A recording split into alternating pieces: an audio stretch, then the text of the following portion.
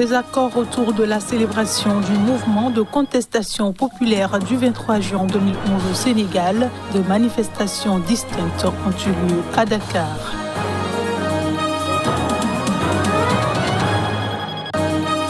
Le Front de Libération Nationale au pouvoir a proclamé vainqueur des législatives en Algérie. Le Conseil constitutionnel a proclamé les résultats officiels ce mercredi.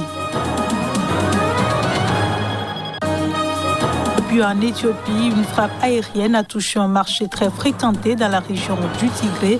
Le bilan précis du drame n'est pas encore connu.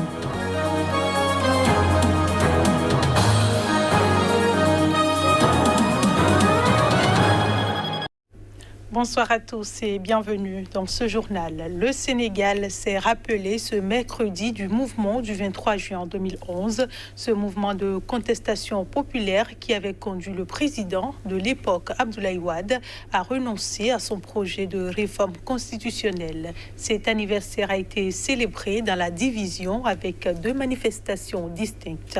À Dakar, les précisions. 10 ans après, majorité et opposition se sont disputés l'héritage de la contestation du 23 juin 2011, fatale à un 3e mandat du président de l'époque Abdoulaye Wade. Les 2 camps s'accusent mutuellement de récupération politique du M23. La majorité pour louer l'action menée depuis par son successeur, l'opposition pour jurer de déjouer toute tentative de sa part de se maintenir en 2024 à la fin de son second mandat. Quelques milliers de personnes se sont réunies dans le quartier du Grand Yoff à l'appel du mouvement de défense de la démocratie M2D, collectif militant soutenant Ousmane Sonko, pressenti comme le principal adversaire de Macky Sall en cas de candidature de ce dernier. Simultanément, quelques milliers de personnes ont convergé vers la place de la Nation à l'appel du mouvement du 23 juin, issu il y a 10 ans de la contestation contre Abdoulaye Wade.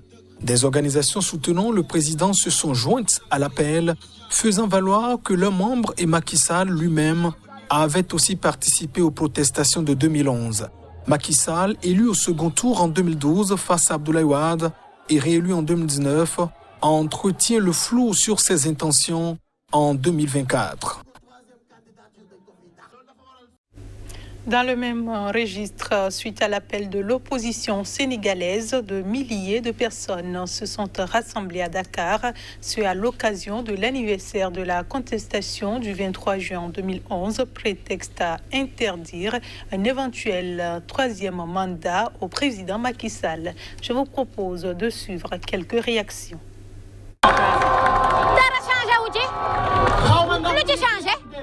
Rien n'a changé depuis 2011. Maintenant, en comptant, nous sautons le numéro 3. On ne veut même pas en entendre parler. Nous sommes bien avertis. Le président Macky Sall veut faire un 3e mandat. Il fait le malin, mais il trouvera la jeunesse devant lui. Préparez-vous au combat. Préparez-vous au combat. C'est pas en restant dans des salons que nous allons combattre celui que nous avons en face. Prenez vos gardes. J'aurais bien aimé tenir un autre discours, mais je suis obligé d'être réaliste. Un président qui ose recruter des nervis contre sa population ne veut pas du bien pour son peuple. Donc préparez-vous au combat Préparez-vous au combat. Parce que Macky Sall va quitter le pouvoir par la force. Il nous a montré son incapacité à diriger ce pays. Nos souffrances de 2011 sont multipliées par 10 actuellement. Les avocats de l'ancien président mauritanien Mohamed Ould Abdelaziz ont dénoncé ce mercredi un acharnement politique contre leur client. Ce dernier a été placé mardi soir sous mandat de dépôt dans l'enquête pour corruption dans laquelle il est inculpé depuis mars dernier.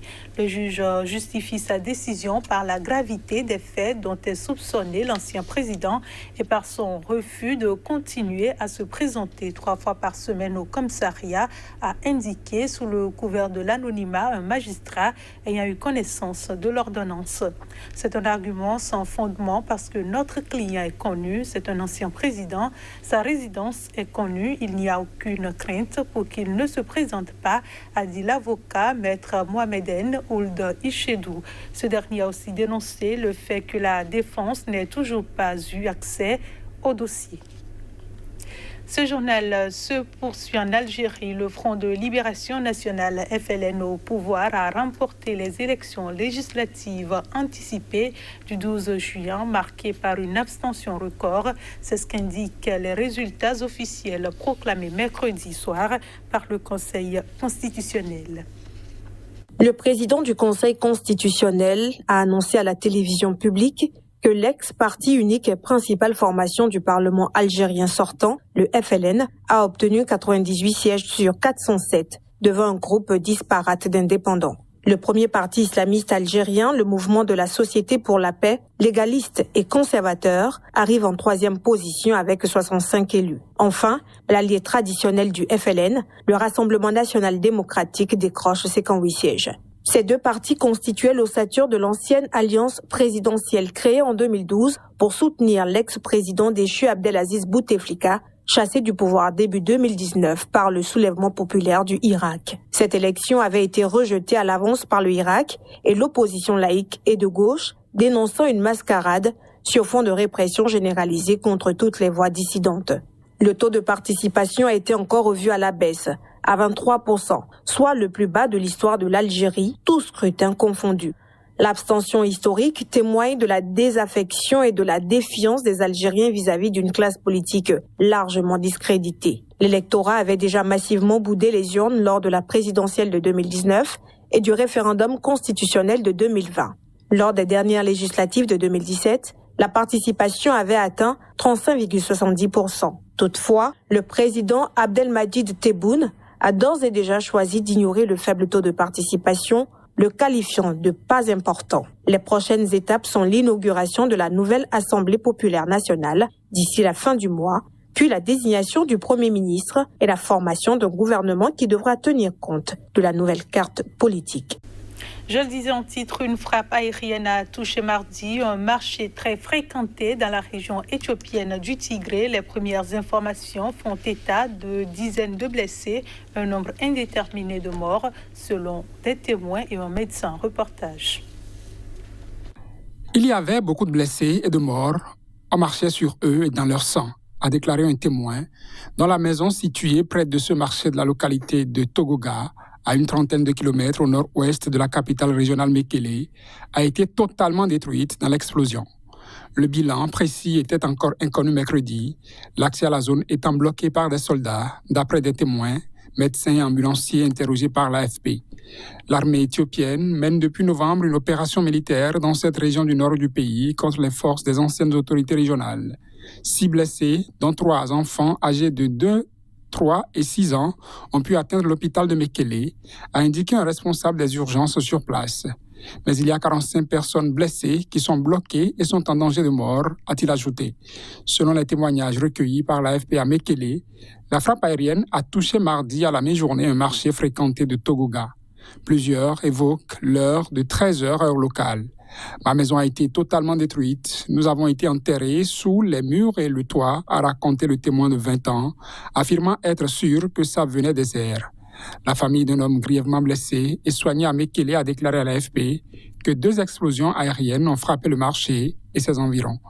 Aïlou Kebede, responsable d'un parti d'opposition au Tigré, dont le frère tient un étal au marché, a indiqué que le marché était particulièrement fréquenté alors que la saison des plantations approche. Son frère lui a raconté que c'est vers la mi-journée qu'un ou plusieurs avions ont bombardé le marché, a-t-il relaté. En novembre, le Premier ministre éthiopien Abiy Ahmed a envoyé l'armée fédérale au Tigré pour arrêter et désarmer les dirigeants du TPLF, parti à l'époque au pouvoir dans cette région. Cette opération de maintien de l'ordre a été décidée après que les forces pro-TPLF ont attaqué des bases militaires, avait affirmé Abiy Ahmed. Retour sur le procès de Guillaume Soro en Côte d'Ivoire. L'ancien Premier ministre ivoirien et ex-chef rebelle a été condamné ce mercredi à Abidjan à la prison à perpétuité pour atteinte à la sûreté de l'État pour des faits commis en fin 2019. Les précisions. La cour d'assises d'Abidjan a suivi les réquisitions du parquet.